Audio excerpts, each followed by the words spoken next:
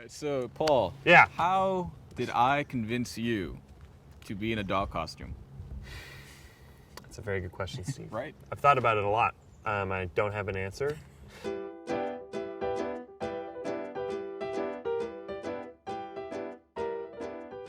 I don't know why I thought like that we wouldn't be in dog costumes. I don't know.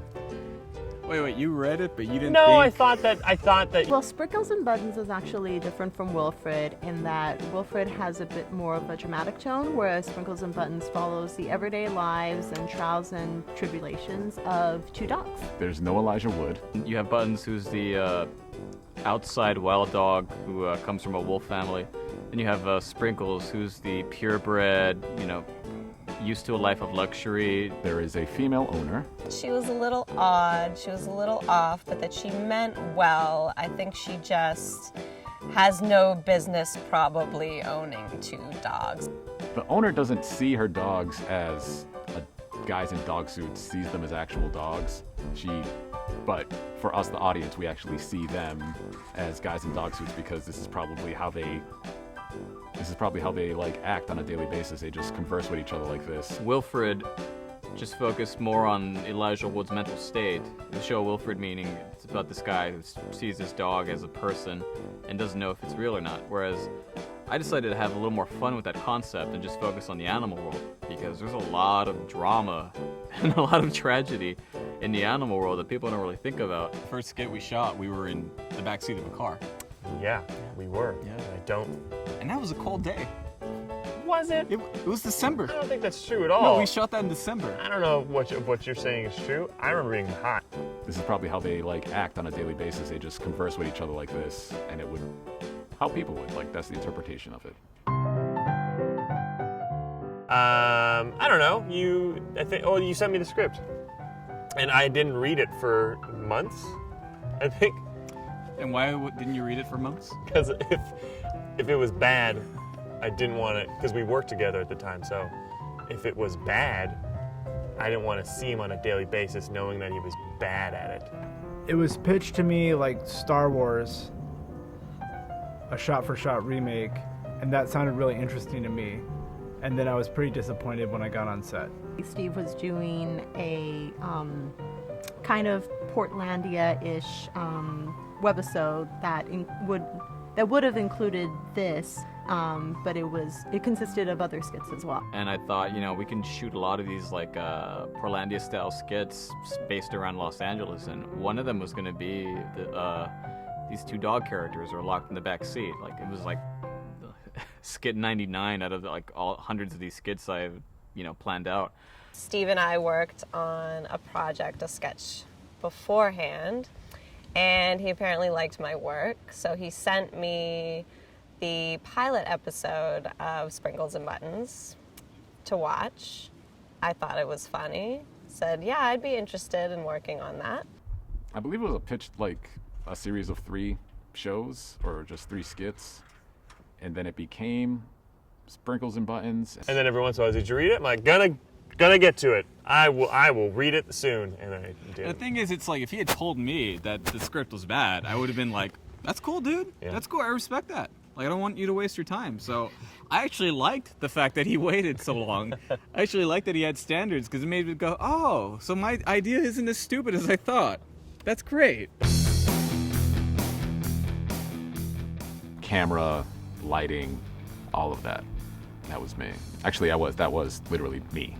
I did everything. I would say the biggest challenge that we had filming was the heat. Crazy heat during the summer. I set up that day because we had to keep pushing it because he had stuff, I had stuff, and the day that we locked turned out to be the hottest day of summer.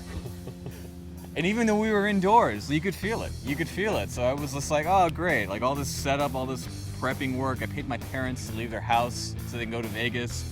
Like, is everything. I had to pay my parents to leave the house so we could use it. The life you live, Steve. Can't really complain because I wasn't wearing a dog suit, but it was really, really hot on some of those summer days, and I think that kind of messed with my brain. Feeling the heat like going towards my brain and just being like, God damn it, if I don't get out of this room, someone's gonna die. As soon as you call cut, I would dive over to the fan. Yeah. I sound like a big baby, but it was tough, No, guys. it was tough. I was actually worried for him. Like, I was genuinely There worried. were a couple moments. That one day with the tea party. Yeah. And just trying to keep everyone motivated and keep making sure Paul didn't have heat stroke. It made for good filming because we were all kind of delirious and delusional by the end of the day. And that's comedy, folks. I have to make sure my acting isn't suck as much for this guy, and I have to be behind the camera. So I think you pulled it off. I did okay. I'm all, Just barely. barely. Yeah. C+. Definitely lying in the bed, crying and rolling around like a crazy person. That was a lot of fun. A lot of fun shooting outside downtown. Fun to shoot downtown and kind of be interacting with people on the street.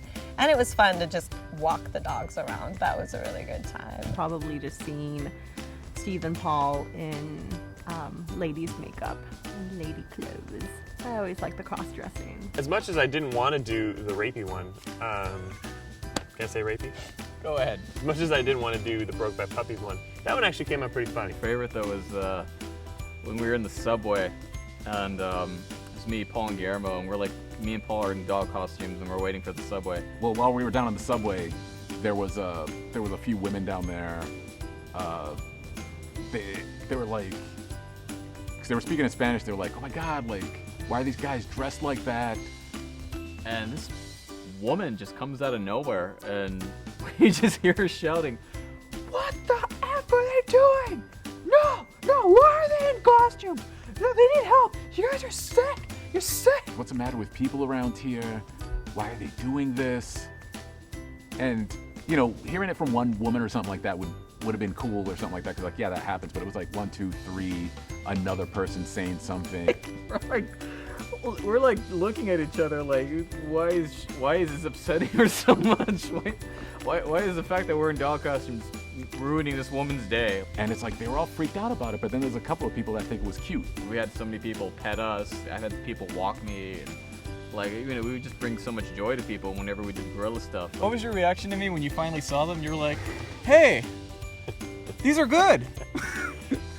To be fair, it was a text, so that tone was completely that projected. was the tone. That was the tone. Hey, these you- are actually good. I might have used the word actually. I don't like Steve's lack of proper grammar in his scripts. I don't know if that's a working thing or not that you could say, but it's the script that you're working off of, so. Steve has his strong points, and he has stuff that he needs to work on. I didn't know from the get-go what my commitment was going to be time-wise. It was very, like, week to week. This is what we're doing, this is what we're doing, this is what we're doing. Steve can be very intense sometimes, and sometimes that determination can be a little grating on you. So, but that's okay. He did like these things where he was real insistent that we all participate in just like extra, like after hours type of stuff. Like, well, I mean, something comes to mind, but You know, you get like, what's this run-on sentence about? But he'll explain it to you later. The thing I liked about working with Anique is that she was just great at taking my material and like letting me know if it wasn't funny.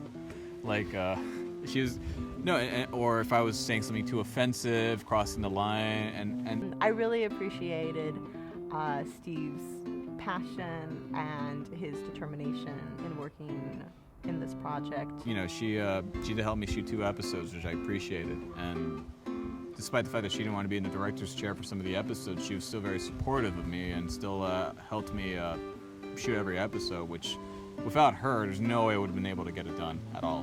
Whether we had money or we didn't have money, whether it seemed like we could get everyone together during a particular time or not, he was just always there pushing people and motivating everyone. I think he has a really good eye and ear for comedy, and he was able to pull stuff out of me that I wasn't really sure I could have brought, because I have mostly a dramatic background and I've been doing more comedy lately, and I realized that, hey, I am pretty funny working with Steve, so that was nice. No, Anique was great. She would always get us water. Like, she was very much on top of our needs, and very much the mom of the set, the caretaker, I would say. And the thing I loved about working with Guillermo is that he just has no ego. But the coolest thing about it is that he knows exactly what he wants when you're shooting. You know, I would give him like a crappy lighting setup, and he would find a way to make us look good with that. So he's already prepped with the script, like, yeah, we're gonna act it this way, it's gonna be shot this way. And that's what I love about Steve. He's prepared to shoot. No ego, no fights, just focus on the job. And it is rare to find someone like that. And he knows exactly how it's gonna go and roll. And I love shooting like that, because it's just like, okay, cool, we already know what we're doing, we already know what's planned out. Let's get what Steve wants. The thing I liked about working with you is that like you would bring some like chaotic energy to the role, and it's like that's exactly what the role needed. It's like I would lay the base for the plot, and you would sprinkle in sprinkle. Characters named Sprinkles, that's why it's funny. You would sprinkle in those little moments when it would just come out of nowhere, but it worked for the scene. So Yes. that was a lot of fun, cutting in those like improv moments and then, like having the scenes pop even more because of that. So, Sweet. yeah, Oh, always, thank you. Always do that. I've been on sets where that is not good. Oh, where they're like, Yeah, where they're hey, very much dickhead, like, hey, read the These line. are my words. And I totally understand. If you Yeah. slave away over the words and I'm like yeah. coming in like, I think I know better than you. Yeah. It's not that. It's mostly like I'm bad at memorizing. Like I'll slave away over my writing. Yeah, but of course. my thing is my philosophy to everything I work, especially comedy, is can it be funnier? Sure. So Yeah. if you bring in something that's funnier than what I wrote, I'm not gonna be Like insulted. in drama, can Yeah. it be more serious? Yeah, exactly. Can you bring some? Well, So what didn't you like about me, Steve? Let's see. Hey, Paul. Is this day good for you? Yeah, Steve, that day's good for me. All right, Paul. We're a week away. You're still good for that day? Yeah, Steve, we're good. Why are you asking me? I already said we're good. All right, Paul. We're gonna be shooting tomorrow. I just wanted to know. Oh, we're shooting tomorrow? We're shooting tomorrow? Oh, Steve, I can't shoot tomorrow. I can't. That I can't happened shoot tomorrow. only 3 times